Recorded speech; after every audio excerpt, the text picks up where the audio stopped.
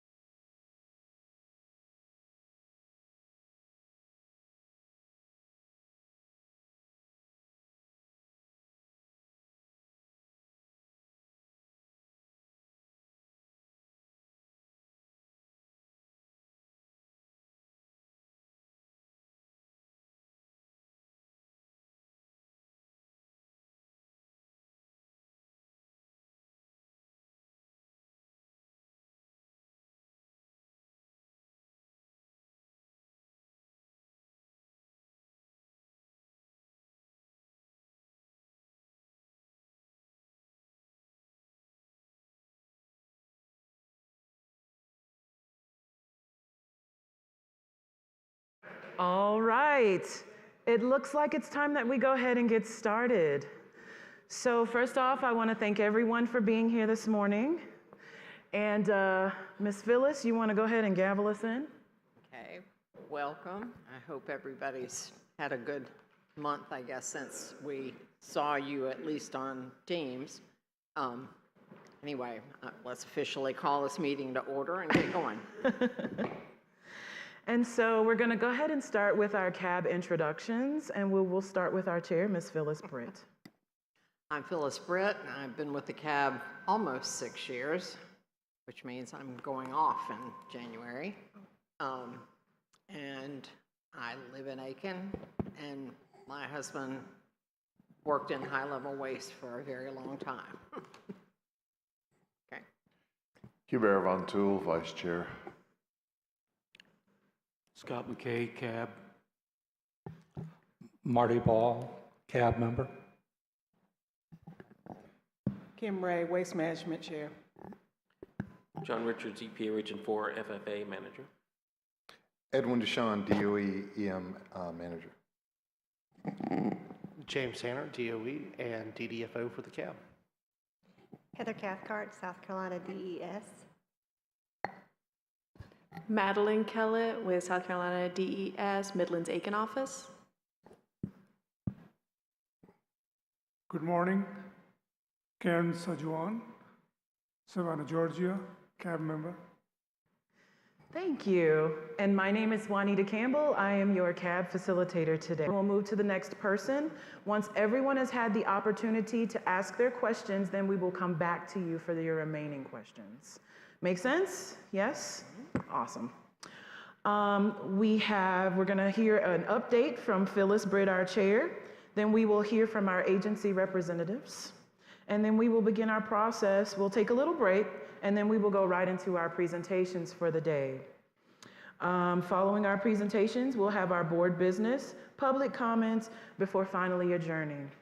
So if you have any questions along the way, feel free to ask. All right, Ms. Phyllis, have any updates for us? Yeah, just one. I attended, Hubert, did you attend that ESSAB? Did I miss a letter?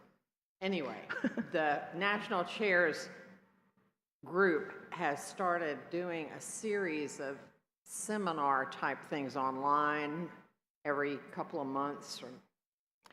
Anyway, I attended the first one, and it was mostly a discussion about AI and about the effect of data centers on electricity needs. And in SRS, we talked a little bit about making the land available for such things as time goes on. So that's interesting. I'm not sure what the topic is for the next one, which should be coming up maybe next month. Anyhow, that was curious. And then, of course, we had our chairs meeting last month, again online.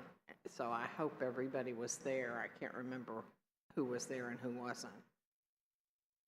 And that's pretty much it. Thank you so much for that update, Phyllis. I'm sure that you'll keep us all posted on AI. You know, you'll become an expert on it, right? Yeah, right. Well, moving right along, we have our DOE update with Mr. Edwin Deschamps. Okay. Good morning, everyone. We're definitely excited to have this meeting today in Aiken, South Carolina. We're making tremendous progress at Savannah River site with our corporate partners and DOE workforce, and we're really pushing forward the cleanup mission and making a lot of great progress. For the updates on programs and projects, first I want to talk about the Advanced Manufacturing Collaborative, which is located on University of South Carolina Aiken campus, not too far away from here. And construction is substantially complete with their certificate of occupancy for the interior evaluation receiving a satisfactory grade in June. AMC achieved the critical decision 4 on July 21st. The CD4, or critical decision 4, is the final step in the DOE process for this. Currently, we're installing lab equipment and ancillary furniture installation, and we're also targeting August for a ribbon cutting event.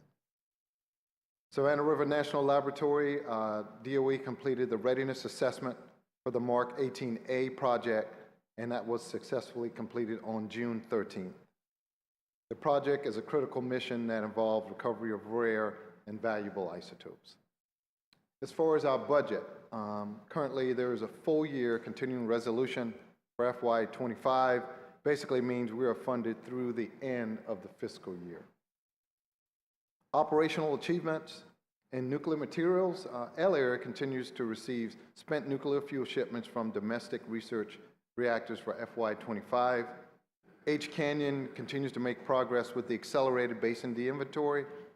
There are 3 planned dissolution batches for FY25 that are complete. H Canyon continues operating a 6.3 electrolytic dissolver and has completed 14 out of the 18 dissolution batches of the fast critical assembly material. K-Area continues downblending operations and plans to complete 30 downblends of EM surplus plutonium for FY25. Currently, 24 of the 30 downblends of EM material have been completed for FY25. Transuranic waste shipments to the waste isolation pilot plant. SRS has completed 35 shipments to WIP from SRS for FY25, 11 from E-Area, and 24 from K-Area. In liquid waste, the liquid waste program has made great progress. The preliminary cease waste removal status for 3 additional tanks, tanks 10 and 15 were confirmed in May of 2025, and tank 8 was confirmed in June of 2025. Since updating the federal facility agreement regulatory milestones, a total of 6 tanks have achieved the PCWR status. Milestone delivery through calendar year 26 has been completed.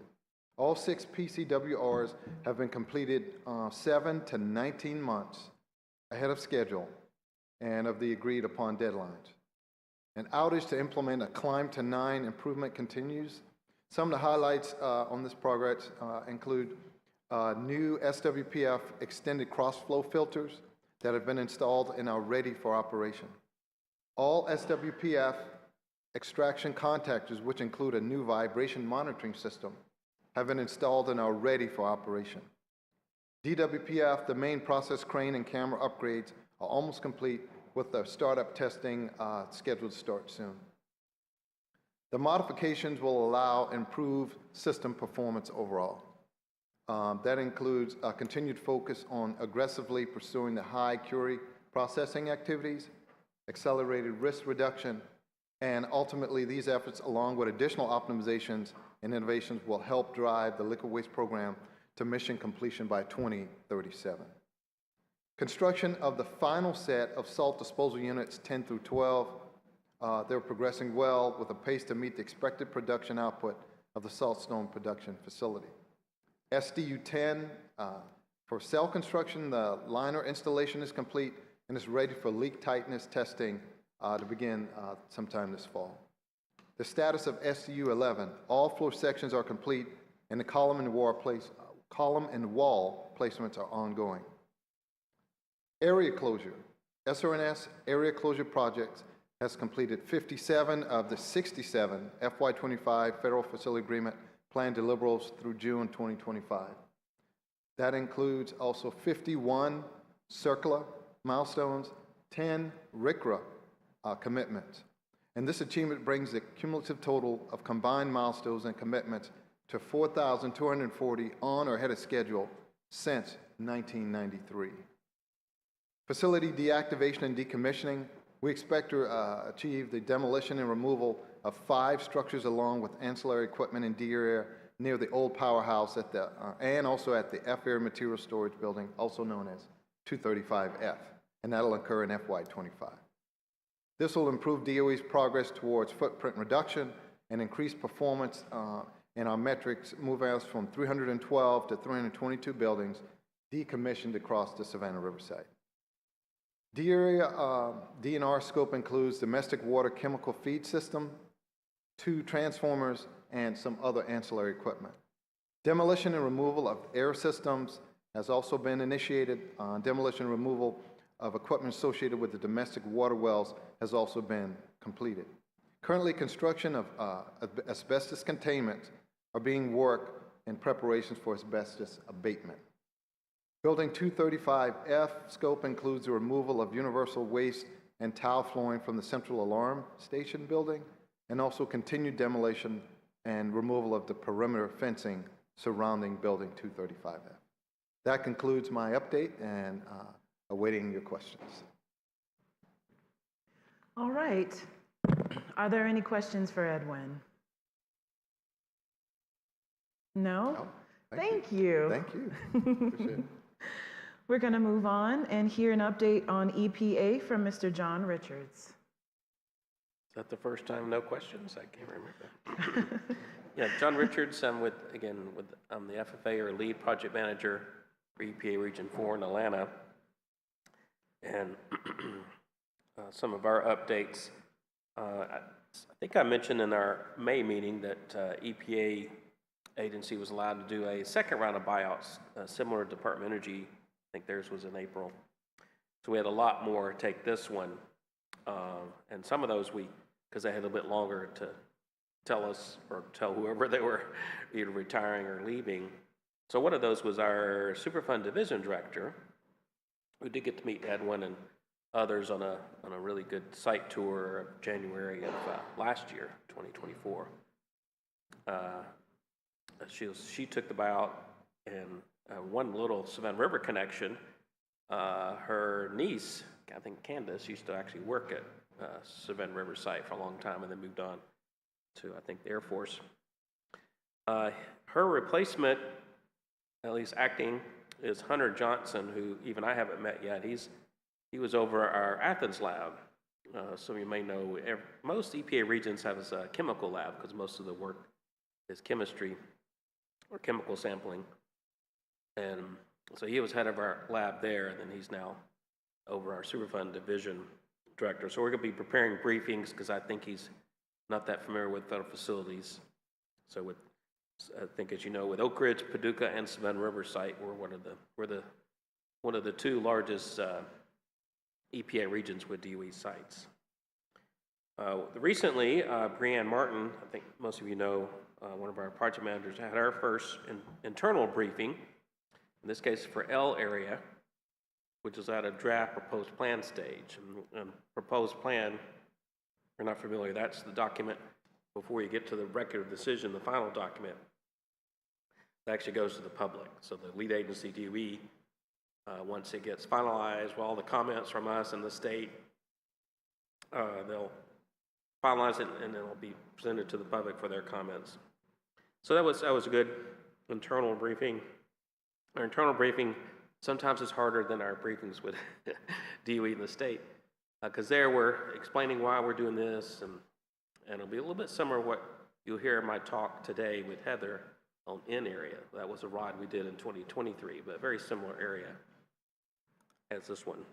So we're very excited about that, because that briefing includes not just our Region 4 management, attorneys, senior attorneys, but also our headquarters that usually gets involved when we get this close to any Superfund site, whether it be a small little private site or a very large one like Savannah River site. The other thing I may mention, as you brought up the preliminary cease waste removals, I think we had our last one in mid-June, which again, we've had so many recently that they've done ahead of schedule. Sometimes they get us a very short notice, because normally we go to Columbia for that one. I think that was early on Monday mornings we did by teams. And I think we have 2 more scheduled this calendar year. So we're excited with the progress of that. So for us, in South Carolina, when we, once we do this, then it's a 1.5 to 2 years when we finally get to the grouting of the tank. And that's where we get the, as we call in EPA, the big bean counts. So we get really the equivalent of a record decision. It's a document like that. So we're at headquarters, that's a huge deal. And obviously for our regional management as well. The other thing I mentioned last week, I'm always privileged to do, thanks to my favorite local professor, putting together our treat talks. If you haven't, not familiar with our treat talks, they do one in July and October. Usually in the summer, could be community leaders, sometimes high school science teachers, Penns, and then the one in the fall could be similar. And that was at the U.S. Aiken office last Wednesday and Thursday, so I know a lot of Savannah River people participated, and I and Madeline did a talk on Thursday, which is very similar to talk I give here. What is EPA about? What is Superfund? Why are we working at Savannah River? That kind of thing. So I think that's all I had, unless you have any questions. All righty. Does anyone have any questions for John? No? Thank you, John, for the update. And we will move right along with SCDES. We have Heather Cathcart and Madeline Kellett. Well, good morning. Like I said, I'm Heather Cathcart. I'm with South Carolina DES. I work with Susan Fulmer. These are the DES updates since our last CAB meeting in May. Excuse me. On June 10th, the regional office performed their monthly saltstone inspection and conducted ambient stream monitoring in the upper 3 Runs Creek in South Carolina 125. The same inspection and monitoring was occurred again in July 8th. On June 20th, which John and DOE's already stole my thunder, DES issued concurrence that DOE may enter into the sampling and analysis phase for Tank 8.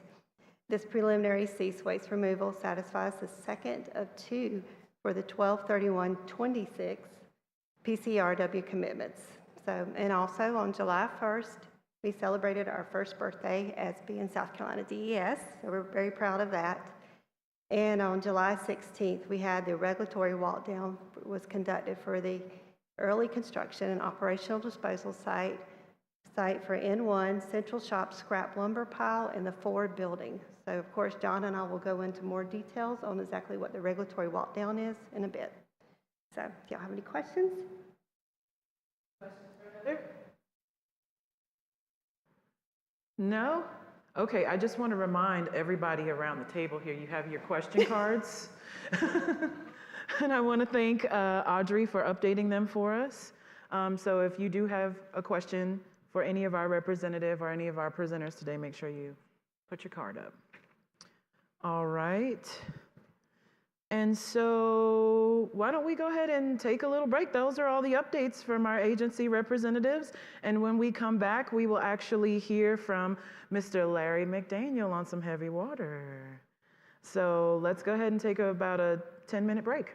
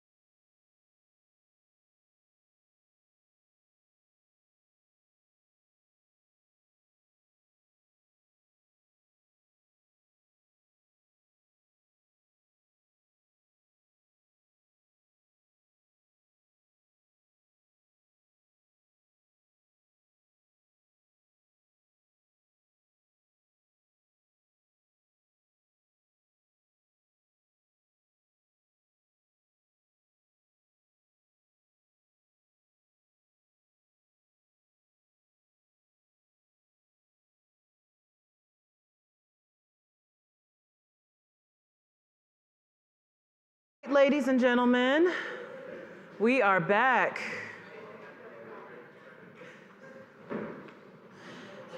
And so we move forward, and we're going to hear a little bit about our heavy water program, and we're going to get an update by Mr. Larry McDaniel. Good morning. Ooh, that was a little weak. Good morning. That's a little better. Y'all should be excited to be here. This is heavy water. We don't have very much of this left. We do. Savannah Riverside does. I'm Larry McDaniel. I'm the Spent Nuclear Fuel Program Manager and the Manager for Heavy Water and a little bit of deactivation. I put a couple of acronyms up here for you. Some of this is might or might not be new. Microcurie, does anybody know what a curie is? Sort of. It's the measurement of decay of the radioactive material. A microcurie is 1/1,000,000th of a curie. So what it is 37,000 isotopes decay within 1 second equals a microcurie.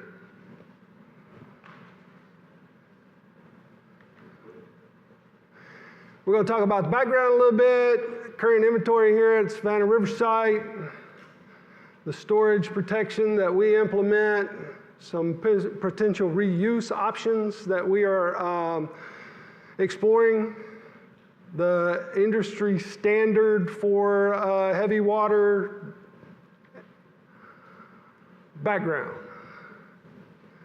Heavy water was discovered in 1931 at Columbia University.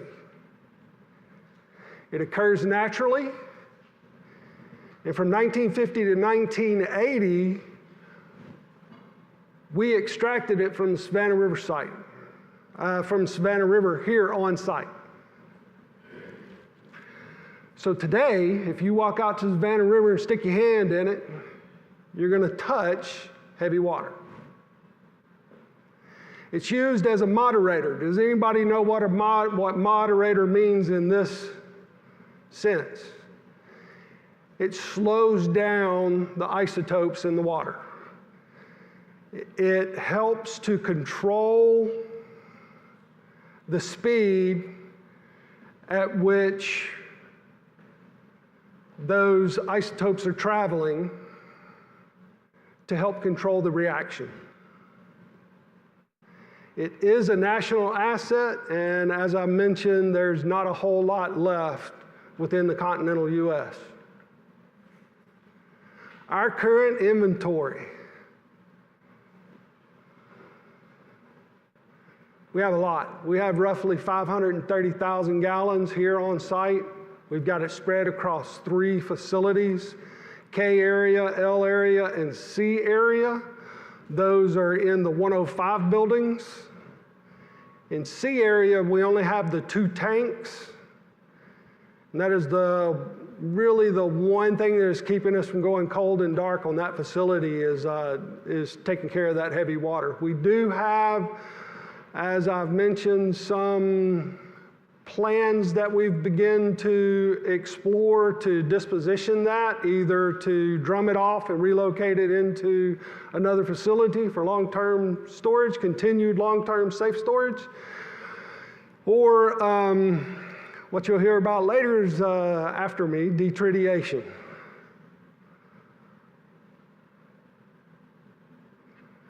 Recently, we did have a very small success in that we were able to send 3 drums over to Oak Ridge for a reuse there. So that helped us get rid of some of it. Not a lot, but baby steps. Heavy water itself presents a minimal hazard. The only thing that is really a concern in the heavy water that have come out of these reactors is the tritium that is generated during the fuel process. Our heavy water averages about 5 curies per liter. across all 530,000 gallons. We implement leak mitigation through the use of half-inch steel, half-inch stainless steel drums. We monitor everything. We do daily surveillance on these drums in their storage locations. We have air monitoring for tritium. We monitor the outfall in case there is a drum leak, but again, these drums are in pristine condition. They look brand new when you look at them, even though some of them were filled in 1960s.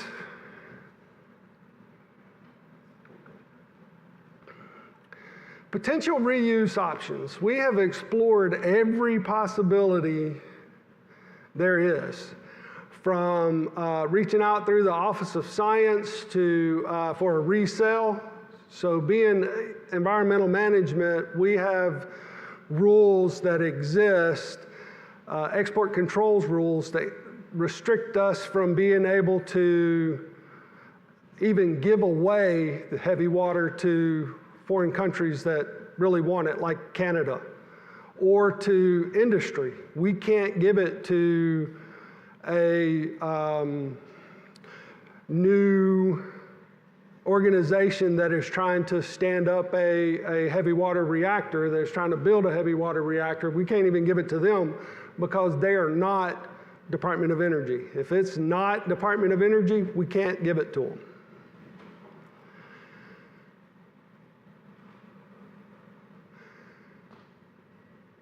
So as a reactor runs, it uses up some of the heavy water, and that's what this line means, make up water in existing reactors.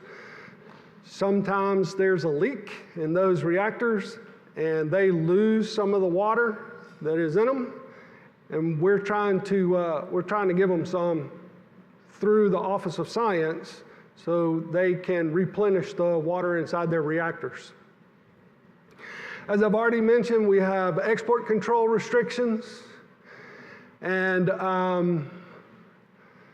the tritium concentration is pretty low for heavy water that is used. As an example, Canada's used heavy water has 50 curies per liter.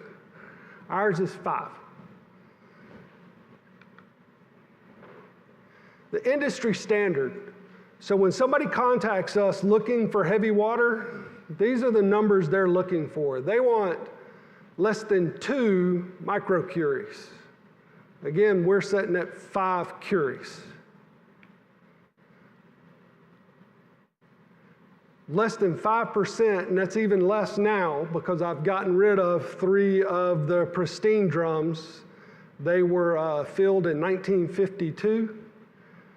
And never opened.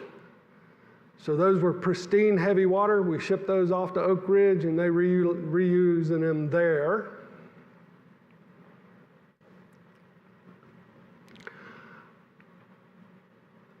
SRNL, the lab, is working with the Office of Science and I think the Technology Office to begin a decontamination. This detritiation is what it is of the heavy water. And you'll get a very good briefing on that in a few minutes. The purity they look for in the industry standard is 95.75% heavy water. And again, it's less than 5% of our inventory meets that standard.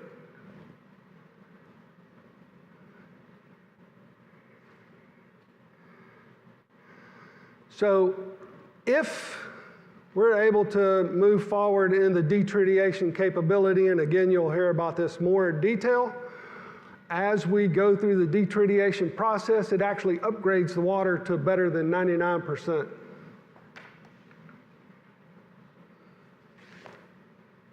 That's the end of my briefing. Very short, limited detail. Are there any questions? All right, questions from the board? Hubert? Hubert Von Toul, CAB. Thank you for that excellent presentation. You mentioned on one of the first slides that that heavy water is naturally occurring. Where is it found, or how is it found? In water. You have to use specialized equipment to pull the heavy water out of it, but it's, and Dave can help me out on this one. There's a purification process where you can purify the water. So you would go out and dip up a bucket. If you have well water at home, you probably drink some of it. Dip you up a big bucket of it, and it goes through a process where it separates the light water from heavy water using different chemical and...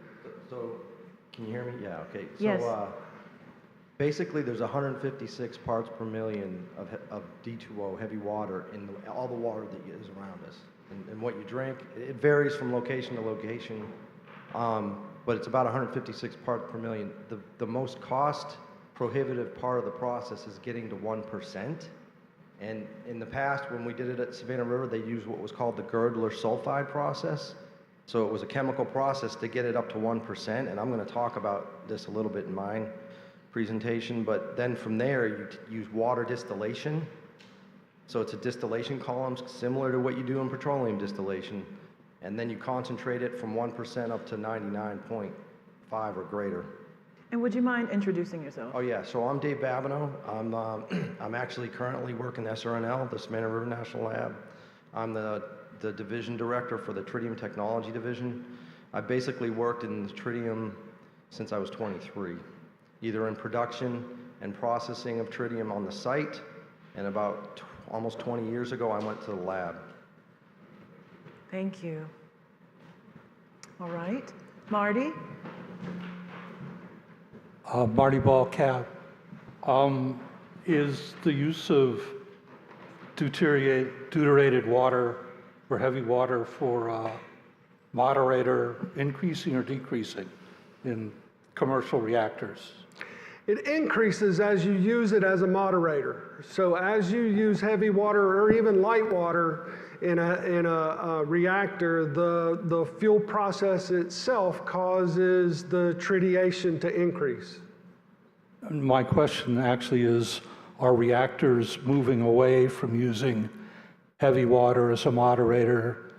Absolutely. So it's a declining need. So some of our reactors, even department reactors, will always be heavy water. I don't know the transition requirements for upgrading a reactor or modifying a reactor to use a different type of moderator, but there are new reactors that use graphite and light water and salt, molten salt, as their moderator in those reactors during the fuel cycle. This is John AP. I was just going to say all of our commercial reactors are all light water reactors. So yeah, some of the research has been with graphite, salt, as he's mentioned, but all of our commercial ones, so really Canada, Pakistan, the only one that use heavy water for commercial reactors. Okay, and the sodium moderated reactors? Those would have been a research too. All of our commercial, like France, that's like 95% nuclear power, it's all light water reactor. Any other questions for Larry? And light water is kind of defined as tap water, right? It's just pure water. Any other questions? Marty, did you have another question? Are you good? It's okay. I just wanted to make sure. Well, thank you so much, Larry, for the information. I'll give it to Dave. Okay.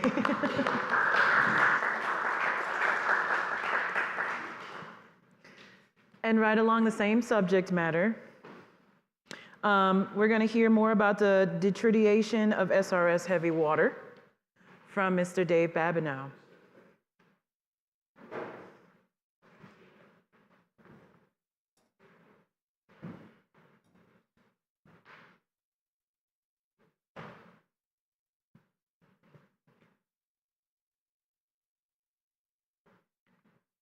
Okay, so as I mentioned, yeah, I'm Dave Babineau. I'm the Division Director of the Tritium Technology Division in the Savannah River National Lab. The two other gentlemen there listed on my presentation. Lucas Angelette is the subject matter expert for the water detritiation process, and Cale is his group manager. They were both going to come today, but unfortunately couldn't make it due to unforeseen circumstances.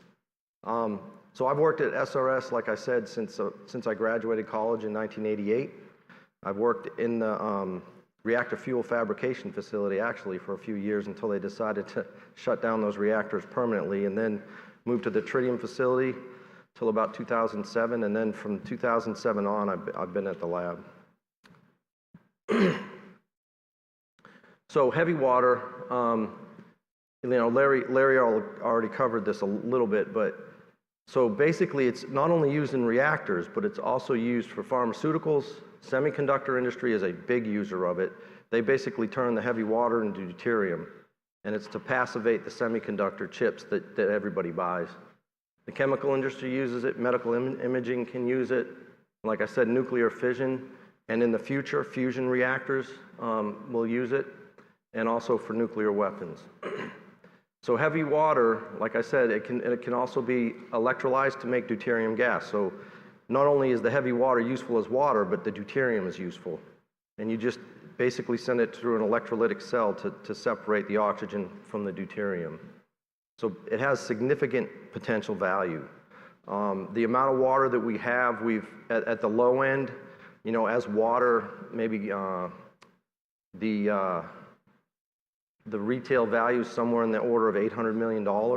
That's the low end. The high end, as deuterium, it's worth close to a couple of billion. So it's a pretty big range, but it just depends on the price at the time. So basically, what is deuterium versus tritium versus hydrogen? So typically, an isotope is when you have an atom that has the same number of protons, but it has a differing number of neutrons. So hydrogen exists as three different isotopes. You have protium, which is the normal hydrogen that we're used to every day. You've got deuterium, which we call heavy hydrogen, which is why we call it heavy water, which has a proton, a neutron, and an electron, instead of just one proton and one electron. And then tritium is the radioactive hydrogen, and you get one proton, two neutrons, and one electron. And so basically, as the heavy water sits there in the reactor and it keeps getting bombarded with neutrons, some of those neutrons actually get absorbed by that deuterium and turns it into tritium in the water. So that's how you get the tritium in the water. So water can exist with all three hydrogen isotopes. Regular water is H2O, heavy water is D2O, and tritium oxide, T2O, can exist, but if you put it in a bucket, it'll sit there and it'll equilibrate with the water in the atmosphere. So eventually, the tritium will just off-gas out, and it'll get replaced with protium. So making heavy water, actually we don't make it, we extract it, as Larry mentioned. So like I said, you have approximately 150 parts per million of D2O in the water that is in the river, that comes out of your faucet. So it's parts per million. Basically, to concentrate it, like I said, you want to get it to 1% first, and I don't go into the Girdler sulfide process, but you got to get it to 1% for distillation to be effective, because it's so energy intensive to get it to that 1%. So there's better ways to do it. But once you get it to that 1%, we basically use water distillation. So heavy water and normal water, they have slightly different boiling points. Normal water is 212, heavy water is 214.5. So, and the normal water will evaporate faster. So as you go through this process, which I'll call that's one stage, as you boil it and then it condenses, in the condensed liquid you get a higher concentration of the D2O. So basically, distillation is based on boiling the liquid to separate out the different components, as I mentioned in the previous slide. The vapor concentrates the lighter component, and the liquid concentrates the heavier component. And you basically do it under vacuum because you can have a lower boiling point. So under vacuum, you get like 1/10 of an atmosphere, you can boil at 100 degrees. So it's less energy to do that. On the right, you'll see there's one distillation stage, and basically what you have is, picture a column, a vertical column with many of these stages. And you have a packing material that actually helps separate the two. It facilitates it. And as the water trickles down, you boil it at the bottom, and as the water trickles down, the liquid at the bottom will concentrate the heavy isotope, and the lighter isotope rises to the top. And then you siphon off that vapor and condense it, and you basically have light water versus heavy water. So this process is what we're going to use to try and detritiate as well. So in one stage, you get a 6% concentration. So you need many hundreds of these stages.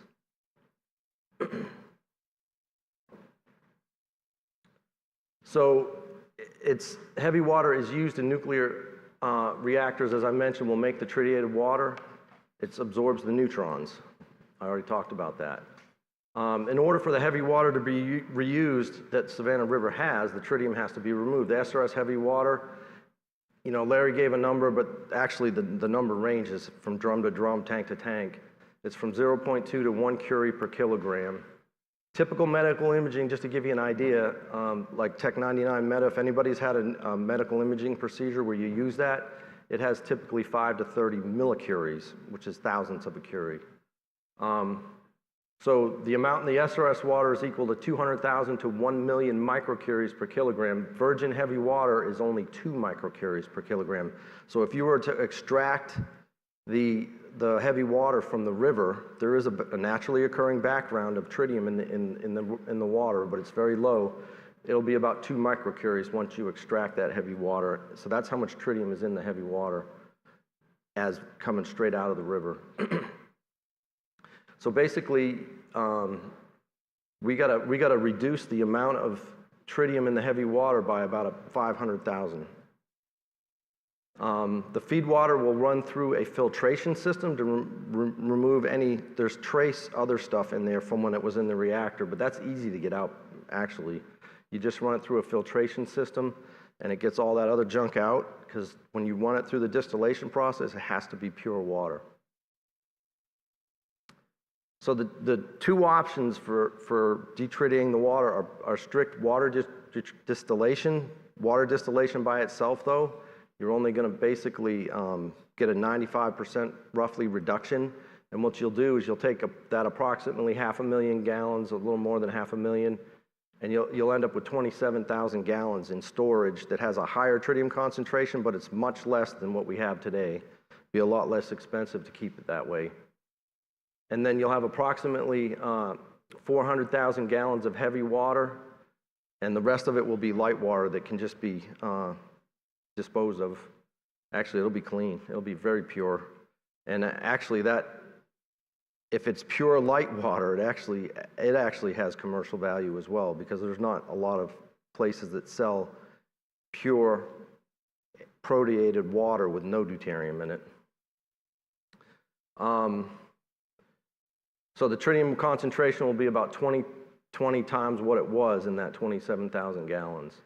Now there's another process which uses water distillation, and I'll talk about this a little bit, in exchange with a catalytic exchange process and cryogenic distillation. That would allow you to recover 100%, almost, I'll say 99.99% of the water, and get the tritium, and actually recover all the tritium. And there's roughly 100 grams to 150 grams of tritium, depending on how long we wait until we get to it. But yeah, so you can actually get 100% of the water treated.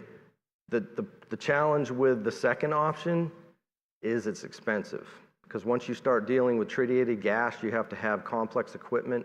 The cryogenic distillation columns use liquid hydrogen, basically, to distill the hydrogen in liquid form, and it has to be kept at very low temperatures. So it's not cheap to do that. It's about another. So say if it cost about $100 million to do the first part, it would cost $150 million to do the second, just to give you an idea of the relation, depending on the size.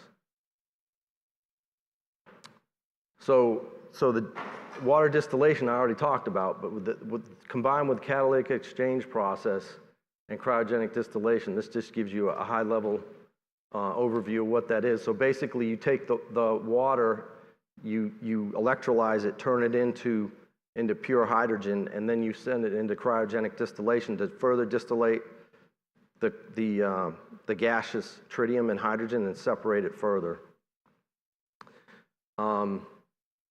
If you had 300 vertical feet so the water distillation columns have to be 300 vertical feet in length for this to work. That's what our current modeling shows. That's pretty significant length. So what you could have is 10 30-foot tall columns and run them in series, and it would work. With those columns, they'd be about 1 meter in diameter. It would cross the entire Savannah Riverside inventory in 10 years. Like I said, if budget's an issue, which it seems to be, water distillation alone can achieve the separation. We just would have to deal with some residual waste product or product that would have to be continued to be stored. It would be very pure. It would just have tritium in it. You stored it for another 100 years, it would have no tritium in it because of the decay. Like Larry said, that the half-life of tritium is 12.3 years roughly, so you lose 5.5% a year. So for a full-scale plant, notional layout that we had, this is all pre-conceptual, but basically we figure we could do it on the order of a 10,000 square foot facility. You'd have, like I said, you'd have a bunch of columns, about 10 columns. They'd be about 30 feet tall. And then you'd have it, you could have it inside or outside. We'd probably do it without the building around it because that's standard industry practice. You don't need it. So one thing I want to note, there has been nobody to date that has taken what they currently use this process to upgrade the heavy water that they use in Canada from the high level that Larry mentioned, that, what did you say, 50 curies per kilogram or something like that, Larry, to down to about 1 or 2 curies per kilogram where they can reuse it in the reactor. Nobody's ever taken it down to 2 microcuries per kilogram. So the Office of Science, who is funding this work, wants us to do a demonstration to show that we can do that before they go spend a ton of money. So basically, we developed a cost estimate for a 1/80th scale demonstration plant. You would have about a 300 grams per hour feed rate, or roughly 1.2 cups per hour, and that would yield about 520 gallons per year of pure D2O. So basically, the demonstration scale, it's being funded through the Office of Science Isotopes program, just to prove that we can do this. The demonstration scale system would exist of 4-inch diameter columns. It would be 4 columns that were 25 foot tall each. So I mentioned we need 300 feet of length, so we would have to run through this 4-column set. We'd have to run it through 3 times to get to our complete detritiation, which is one of the reasons the feed rate is so low. But the reason we are limiting it to that size is because of the cost. They've actually appropriated $20 million to do this demonstration, and we're limited by cost. So this is how much we can do within the cost constraints we have. Existing structures are expensive to renovate. We've looked at existing places out there, and actually to do something that's this specific, it's actually cheaper just to build a new pad. We would build it on a pad. Radiation protection has evaluated external operations. They have no concerns. The EPA, or the Environmental Protection section of the lab, has identified secondary confinement mitigation would be needed, which would consist of drip pans, basically, or confinement, so that in case we had a leak, it would be captured, and we would monitor that to make sure there was no leaks. Basically, that would minimize the facility construction costs. Like I said, we have budget constraints. And it also reduces construction for just a control room structure. And the control room probably would be in like a modular trailer. And then all the electrical equipment associated with the pumps, any electrolyzers we may have could be built in weatherproof cabinets. And we also have numerous concrete slabs from existing structures that were previously D&D'd. So we could use existing structures. Like if we did it in C area, I think we identified one slab that was there already that we could use. And that's it. Anybody have any questions? All righty. Are there any questions for Dave from the board? Scott. Scott McKay, CAB.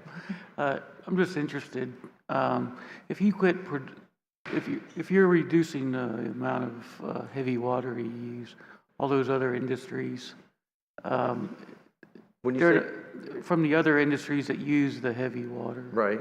You know, like we use it for NMR imaging and stuff like that, right, all the time. Are those going to go up in cost, or you said you can't transfer yours to them? Are they making that, and are they collecting? Okay, so let me. Larry can't transfer it because he's restricted by EM, right?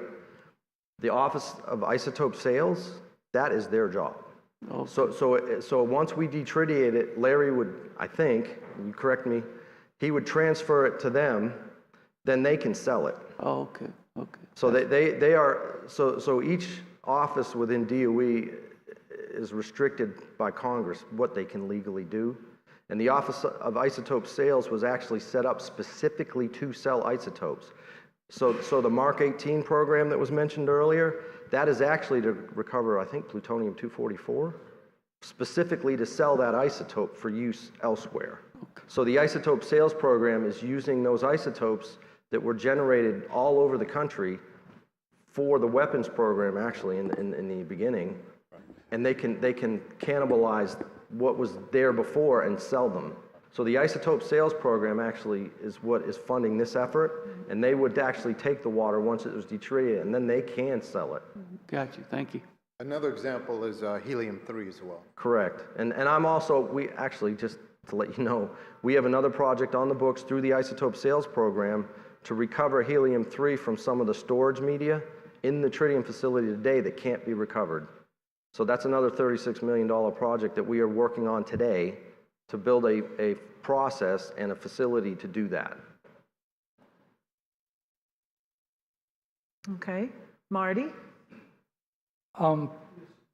Yeah, the assumption seems to be that, you know, if you have heavy water, it's 2 deuterium atoms with an oxygen. But how do you distinguish that from? You actually get a combination of HTO, HDO, DTO, and D2O, and T2O. You get they call them isotopologues. So you get a whole range of them. But that distillation process actually separates them out completely. And you can actually have tap points in the middle, which take out, or at different phases, which take out pure D2O, and then you'll have a tap point later on, which takes out pure T2O. Okay, and the heterologous, the isotope, the way and then you can actually have tap points where you'll get DTO if you want it. You have to use analytical techniques to figure out where that is in the process. Thank you. Yep. All righty. Phyllis? Phyllis Britt, CAB. I was just wondering, okay, after you do all this, then what do you do with it? Do you just sell it? Is that the purpose? Yes, yes. So Totally. basically the water would be stockpiled. It may even be transferred. So Oak Ridge National Lab is actually one of the premier labs for distribution of isotopes for the isotopes program. They're an Office of Science lab. And ideally, so he mentioned the helium-3. The helium-3, once we purify it from that recovery process, we will transfer it to the Oak Ridge National Lab, and then they will distribute it as requested by the Isotopes Office. We haven't really figured out how this will go yet, I don't know if we'll keep it here at Savannah River and then dispense it from Savannah River, or if it will be transferred to Oak Ridge and then they would dispense it. That's up to the isotopes office. We haven't gotten that far yet. Gotcha. Thank you. Larry might have a clarification. So as a reminder, the United States is not making any more heavy water. The inventory that we have is what we have, as far as Savannah Riverside is concerned. If we can clean it up, we can reuse it through the isotope office to send it to the places that Dave had listed in his slide. Medical, reactors, the naval reactors use heavy water. Pharmaceutical. And we have some research organizations, research reactors through the university program that also use heavy water. And they're running out of heavy water. So if we can create this detritiation process here, we can go back to providing through the isotope program the critically short isotope of deuterium oxide. Actually, there's not that many in the world that actually produce it. South Korea, I'm not even sure Canada has an operating process today. They just continue to recycle what they had. That's one of the reasons it's so expensive. It's like thousands of dollars per kilogram to buy it. So that's why this water's worth potentially a bunch of money if we can get the tritium out. Does that answer your question, Phyllis? Yeah. You're welcome. Hubert? Hubert Von Toul, CAB. Thank you for an excellent presentation. I particularly appreciate your explaining some of the basic science, since, you know, we're pretty much a bunch of dummies here. Well, I'm a mechanical engineer, so I had to learn a lot in the process. I was wondering if the, you know, you just mentioned that we're not producing heavy water anymore. Now, given the expense of detritiation, which is still, of course, in the theoretical stage, I guess, would it be more expensive to try to produce it from scratch? Actually, yes, because like I said, it's very energy intensive to build a plant that could do this at the scale they want.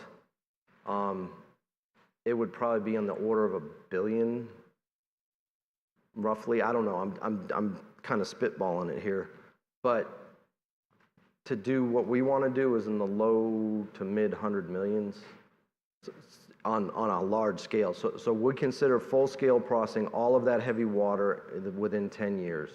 And that actually would give, I think, the isotope office what they think the demand is for 10 years. So it would be a few hundred million versus $1 billion.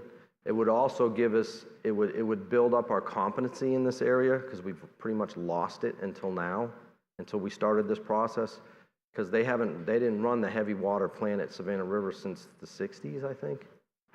So we really weren't up to speed on this until we started working this project. So basically this would build our competency.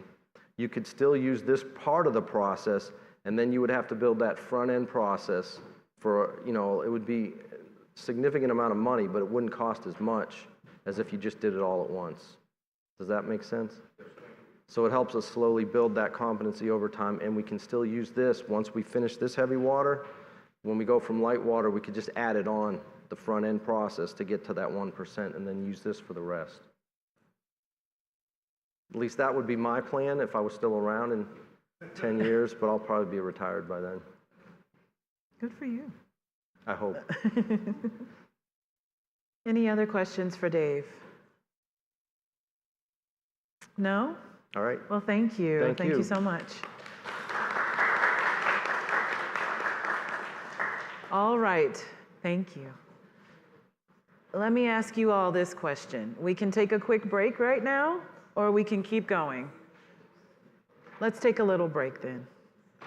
Let's say about 10 minutes. We'll come back at about 10:20.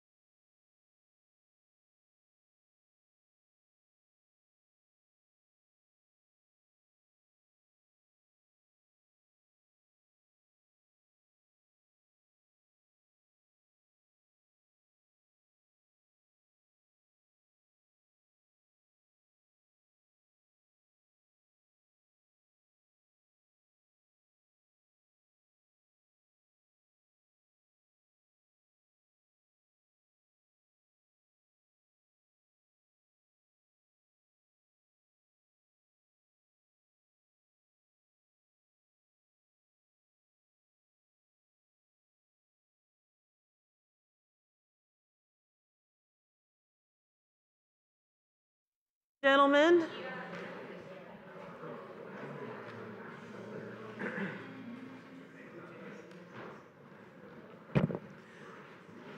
I hope you all enjoyed your break, and thank you for sticking with us here. Moving right along down the agenda, we have state regulatory oversight of the ECODS or ECODS N1. Right, Central Shop Scrap Lumber Pile. And then we'll also hear about Building 490N and Record of Decision from Heather. Okay, 690. That's okay. But we're going to hear from John Richards and Heather Cathcart again. Yeah. Well, I'll start talking while she pulls it up. I can see it.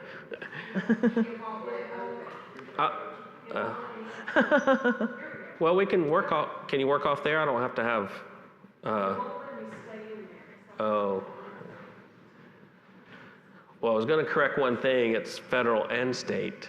But since Heather's making me go first, federal and state, not state and federal.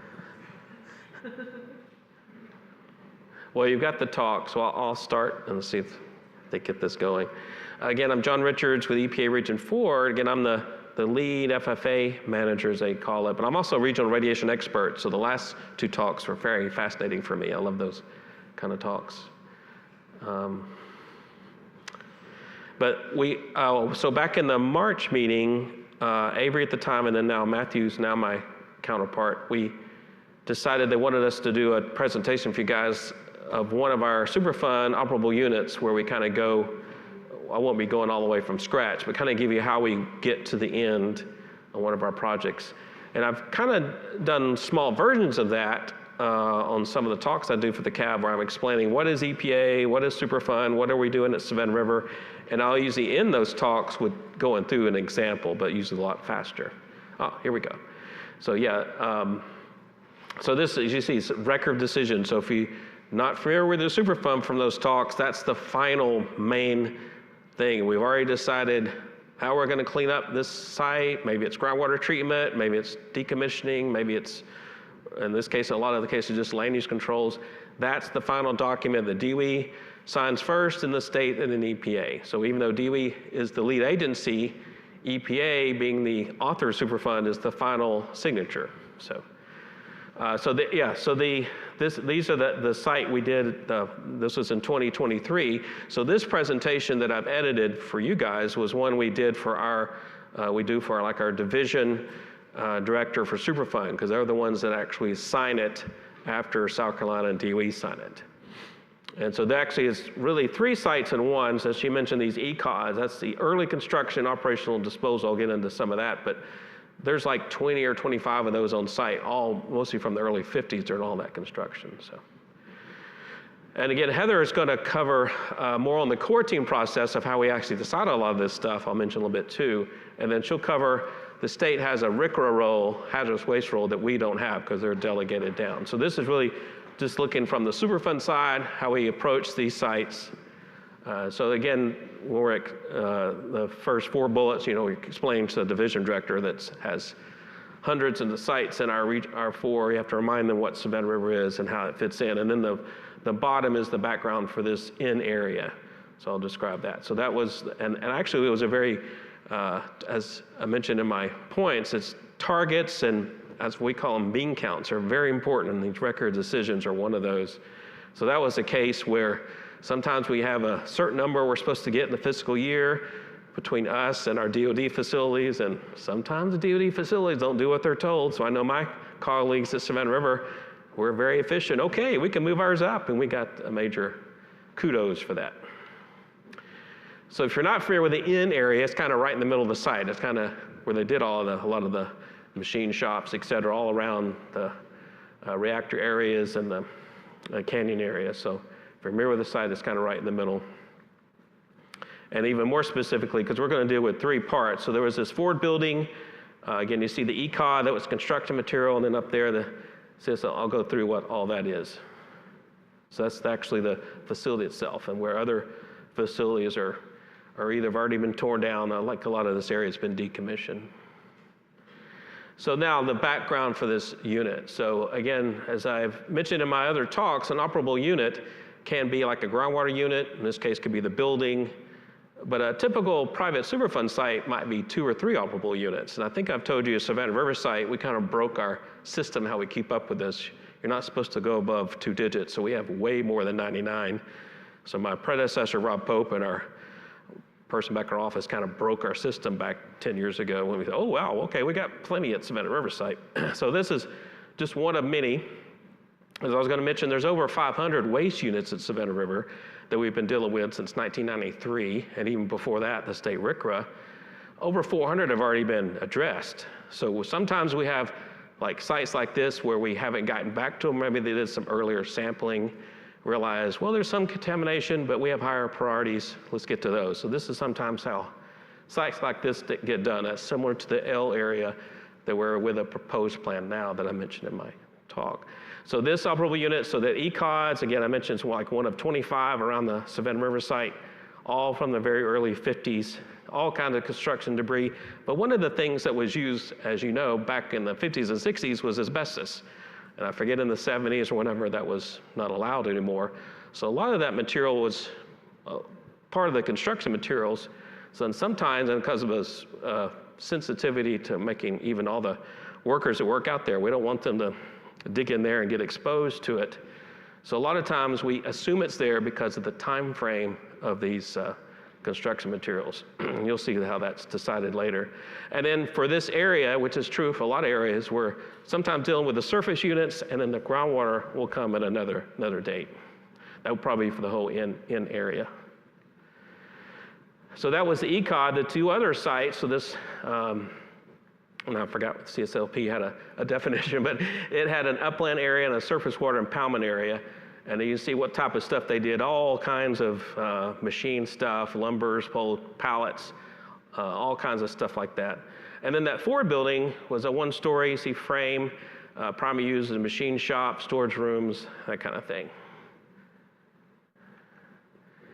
And so a little bit more on the forward building, started in the 60s, converted to a test facility for heat exchangers, so it did get involved in some major work there, and then had a dual purpose, as you see. And the last use was storing chemical and radioactive contaminated waste containers. So any facility like that, even if there hasn't been a leak, there's still potential for contamination. So yeah, the repair work performed, generated some wastewater, low levels of stuff. So again, none of these areas were very highly contaminated, and that was kind of well known. Yeah, so there's been a release of contaminants to all 3 subunits, levels that pose an unacceptable risk. Well, what's an unacceptable risk? If you remember the EPA Superfund, it could be 1 in a million to 1 in 10,000 risk, and you have to think, well, what's the receptor? In most cases, Savannah River, it's a future industrial worker, because they're not turning over these sites to the public, like parts of Oak Ridge or Paducah or other sites where their commercial companies are coming in. So for the most part, we're not dealing with residential or recreational, but sometimes we actually use that as a receptor as kind of a very conservative case. But in this case, it'd be all future industrial.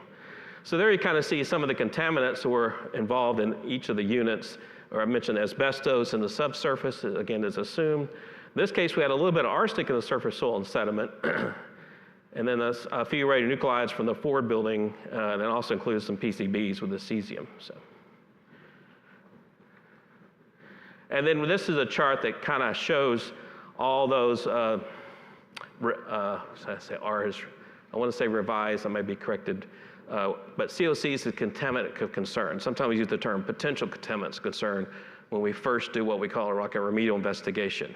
That's why we may have had a list of 30 metals, 15 radionuclides, for example, but then we narrow down the ones based on the ones that actually cause risk. It's at least over 10 to minus 6.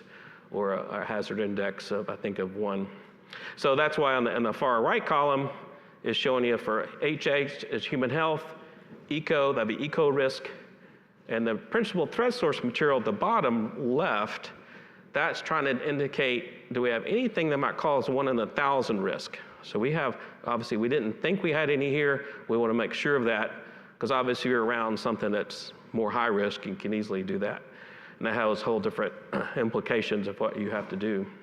So there you have the three categories at the top, the ECOD. So you don't go down the ECOD column, it's just really soil.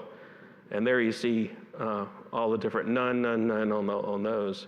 But again, remember in the subsurface ECODs, we have the assumed asbestos. So that's why we know we have a future concern for there. And then the CSLP, you see a little bit of arsenic there in the human health. So there's residential, which they've done. So again, it's not going to be a resident, but that shows you how conservative their DOE is trying to be, that if it was a resident, that's where the risk would be. And then the cobalt-60, just a little bit there as well, and the cesium. And for ecological, again, this is a very industrial area, so we're not like we're out in the woods or some of the streams. So there was no ecological problems for these three areas that you look at the soil, sediment, and surface water. So no eco concerns there. And then now we're looking at, well, what would be the remedial action objectives for each of these three units? So knowing what contamination we now have from all the sampling, historical and current sampling that went in before we got to here.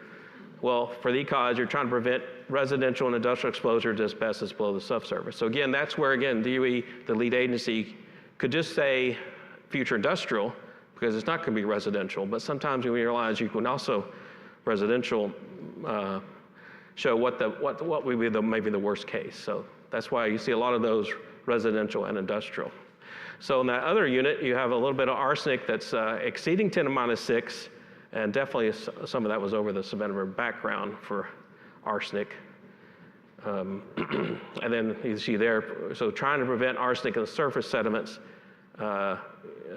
getting into other areas.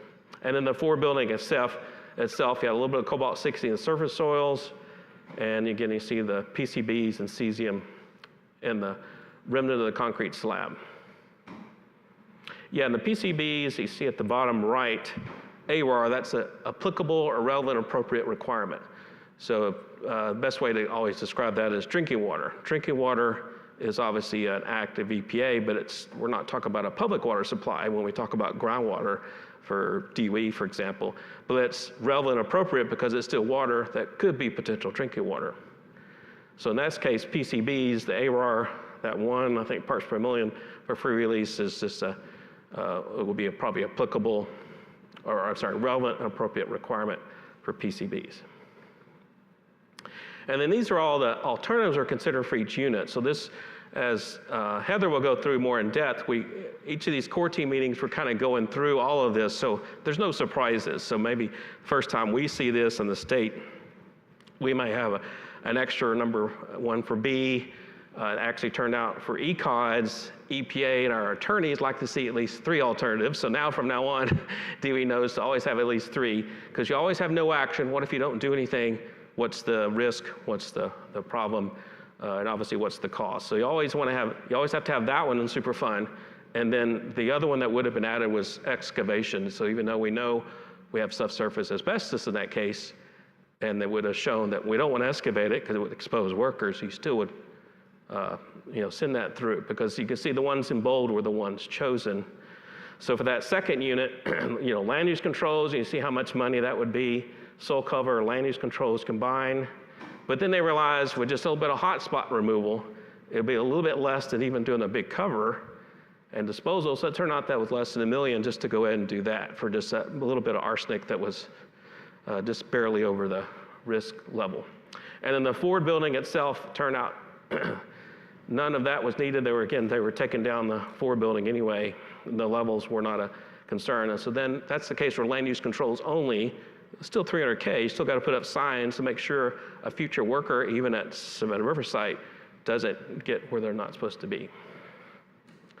So again, these are evaluated at every, what we call the feasibility study, and this is reflected in the proposed plan that goes to the public, as well as obviously the final record of decision where you kind of walk through the steps of how we got to here. So yeah, this is how the preferred alternatives are chosen. Yeah, so the ECOD, land use control is a preferred alternative because it's effective preventing human exposure to that asbestos that's assumed in the subsurface. And again, that'll achieve that with land use controls in place, because the Savannah River, DOE will always have control of Savannah River site. We can say that's perpetuity, forever. And which you can't say for a commercial property, right? So if this is a commercial private site, they might have had that, well, maybe we need to do something else because maybe they want to build a subdivision in 10 years. But that's not going to happen here. For that second unit, turned out as you saw on the last slide, that little bit of hotspot removal and disposal is preferred. So eliminated human exposure to the arsenic in the subsurface. Again, it achieves the remedial action objectives. And in that case, you've already removed the issue, so you don't need land use controls. There's nothing there now. So it's, you can, in other words, you say it's unrestricted. So that means even for DOE, that may not be releasing this to a commercial industry. That just means they can reuse it how they want to for whatever reason. And in the 4 building land use controls, again, just a little bit of residual in the slab, but not enough warranting any kind of action.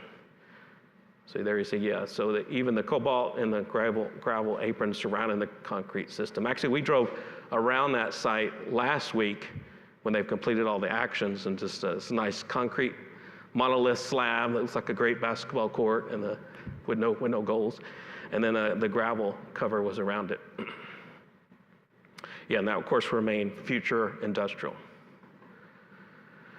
And then the total cost of remedy, you kind of saw some of those costs added up. So again, sometimes it's better to go with a little bit of cleanup and not when we're not necessary to clean up a whole bunch. And again, alternative B, we think we saved money because you would think with not that much contamination, the soil cover would have been better, but that actually would have been more expensive.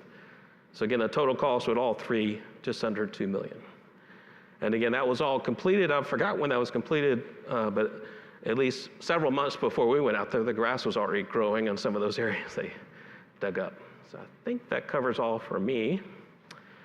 All right, so we can answer any questions now or wait till Heather's done. Yeah. Are there any questions from the board at this time, or would you like to hear from Heather first? So many questions, I'll be ready. No questions at this time? Okay, Heather? Advance. Which button do I hit? So you would advance on the right side and you can go back. Okay. And then your pointer is the right. Thank you.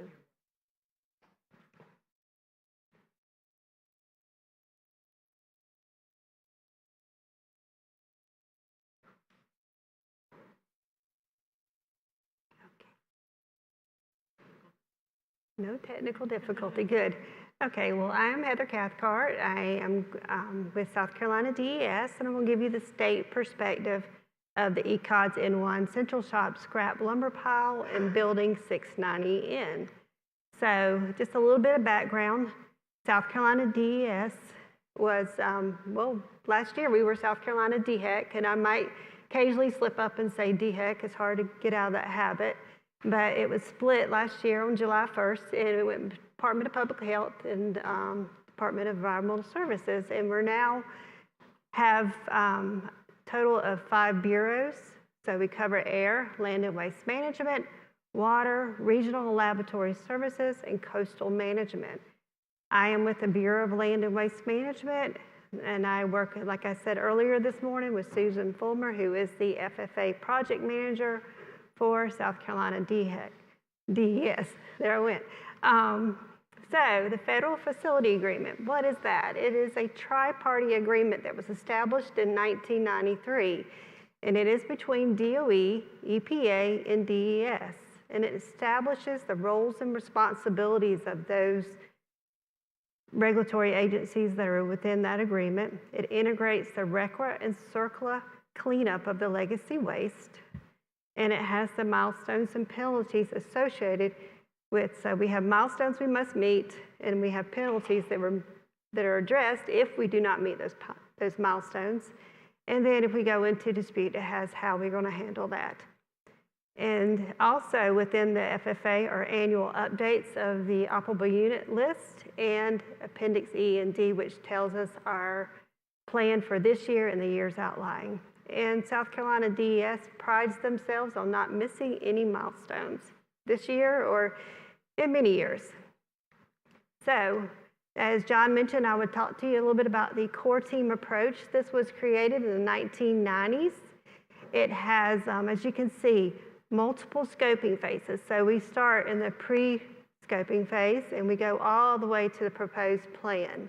It takes multiple years for us to go through this process, multiple meetings, and each time we are in those meetings, every agreement that we make out there has to be unanimous. And those decisions are documented in what we call key agreements. We go back into the documents and you'll see those documents reflecting those key agreements. Because we do this core team approach, it has resulted in less regulatory comments and less revisions of documents, saving us time and money.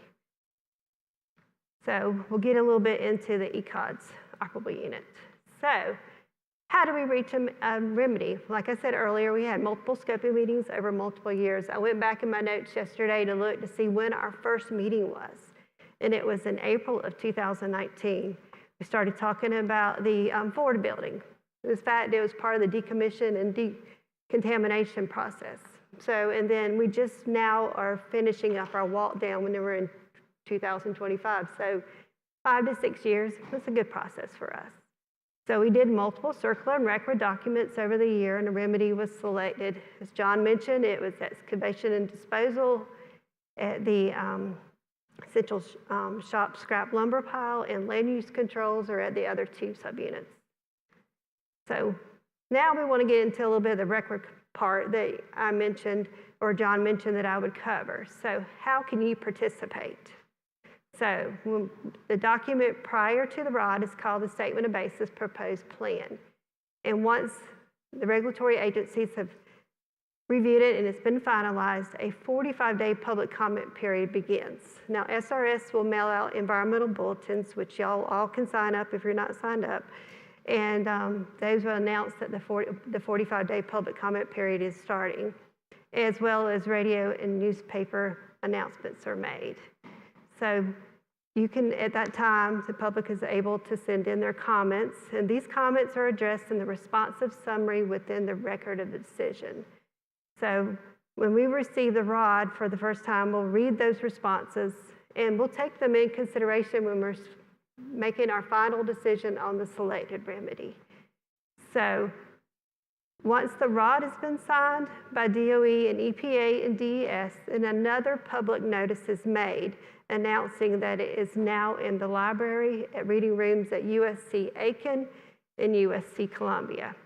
And at that point, the SRS record permit, which was managed by South Carolina DES, will then be modified. So it's not modified every time we sign a ROD, but maybe like once a year. So what happens after the ROD is signed? Like we did last Wednesday, we did a regulatory walk down. We walked, walked, depending on how big the site is, and we verified that the selected remedy was, or I say has begun, but it was completed. So we went out there and made sure that at the Central Shop scrap lumber pile, we verified that their excavation and disposal had occurred, and we went out to the ECODs N1 and the Ford building and verified that there was visible signage. But that doesn't stop at that point. We have a 5-year remedy review. So for what's remaining of those 2 subunits with those visible signs, we'll go out there each year and make sure that those visible signs are still present. That is making it still protective of human health and environment, because we do not want an industrial worker going out there and digging or doing anything like that. So, but in the meantime, our Aiken office strives to make sure we have a visible presence at the site and make sure we have a complete oversight of all the areas. So that's me. If you have any questions, feel free to reach out to us. We're happy to help at any moment. Well, thank you, Heather. Thank you. Were there any questions for either Heather or John from the board?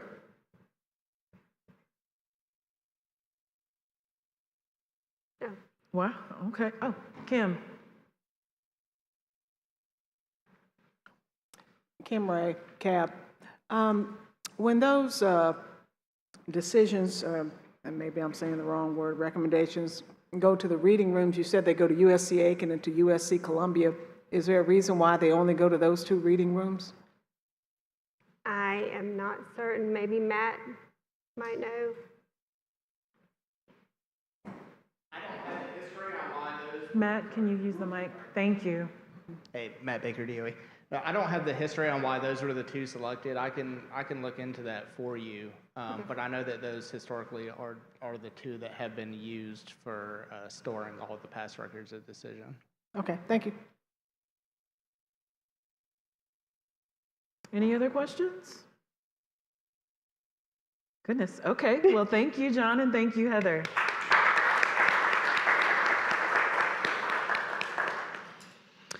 All righty.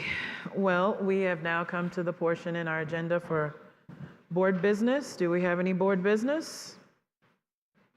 Ms. Phyllis, anything? I don't think so. Okay. And now I can open it up to our public for any comments.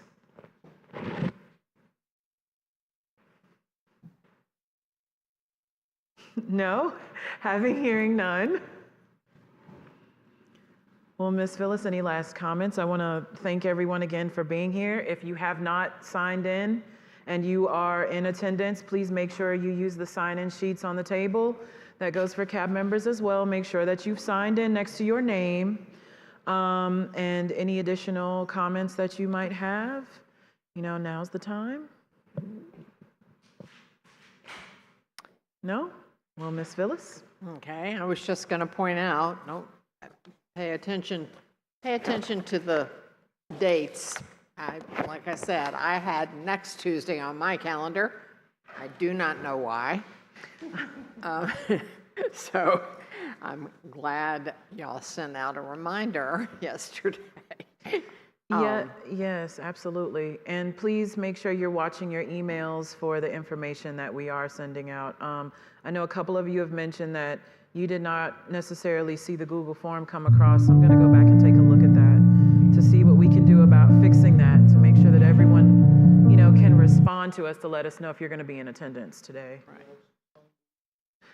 Right.